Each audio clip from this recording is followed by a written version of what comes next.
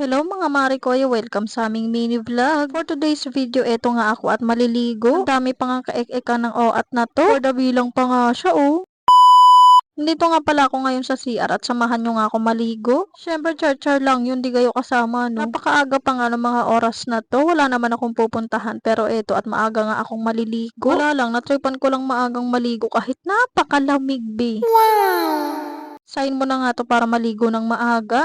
Uy, ang daming alam ng above na to. For the bilang-bilang pa siya. Para nga mabilis. Ayan, 9, 5, 4, 3, 2, 1. O, pak. Fresh yarn. Huwag kabi, napakalamig ng tubig. Pero tiniis ko lang, makaligo lang ako. Char.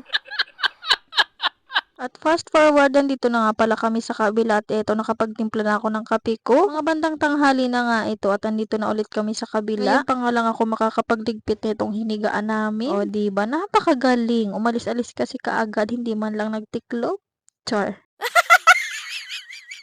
Habang ako nga dito ay for the tiklop, eto namang bata for the sayaw. At nung nakita nga niyang nagvi-video ako, ayan, for the gulo-gulo na naman nga siya. Lagi na lang talaga sa tuwing nagvi-video ako, hindi pwedeng mawala yung magulo. At eto, for the ligpit lang ako ng mga kung anik-anik. Dahil medyo magulo na naman nga dito kahit kakaayos ko lang. At eto nga ang bata, for the busy-busy nga siya dyan. Kinabukasan na nga pala to ng umaga. At eto nga ang bata, for the kain nga siya dyan ng almusal niya. Spaghetti nga pala yung almusal niya for today's video. Habang kumakain, syempre nanunood. At eto, bigla na naman nga po siyang tinopak. Kaugaling magkaugali talaga kami.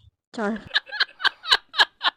Napagtripan ko ng videohan itong si Ate May. Kailangan daw kasi niyang mag-video at ipapasa nga niya sa teacher niya. Kaya ayun, nakikiepal nga ako at ayan, for the video kita Ate May. Dito na nga pala ulit kami sa bahay at ito na nga ang mag-ama for the food trip nga ang bibiilis nyo dyan. Ito naman ang mari nyo for the hug card. Grabe naman ang face. At dahil wala nga akong magawa ito at for the ayos na naman ako ng damitan ni Baby Elise. Dahil magulo na naman nga, ay grabe ba. At nung natapos ko na nga ayusin, inusog ko nga si Baby Elise dahil ibabalik ko na nga tong damitan niya. Nagulat nga siya dahil bigla ko siyang binuha. Ayan nga siya, o, diba? For the food trip yarn, paubos na nga pala yung Coco Crunch niya. Gustuhan kasi niya. Kaya ayun, minukbang na nga ng batang to. Nabukasan na nga pala to at napakaaga nga nagising ng batang to. Aga kasing nagising si Papa Noriel, kaya maaga nga rin nagising ang batang makulit na to. Pag nagpo-voice over nga ako, hindi talaga pwedeng mawala yung maingay sa paligid. Ewan ko ba sa batang to, bakit ayaw pang matulog ulit? Napakaaga pa nga. Grabe, napakaaga pa talaga ng mga oras na to at tignan nyo naman, alas 6 pa nga lang. Sabi ko nga sa kanya matulog pa ulit. Kaso ayan, nakikipagharutan. Kaya sabi ko, sige, magharutan muna tayo bago ka matulog ulit. Huwag po kayong mag-alala, hindi naman po siya nasaktan sa paghaharutan namin. Dahil tawa lang po siya ng tawa ng mga oras na yan. Kahit halata sa kanya na antok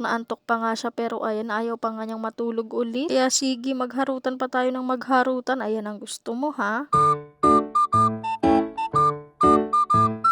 Maya-maya nga sabi ko sa kanya, halika na at dumede ka na. Para nga makatulog na siya ulit. Kaso ayan, panay pa rin ang tawa. Nakpan ko na nga dahil kitang-kita na talaga ang aking buong pagkatao. Char. What?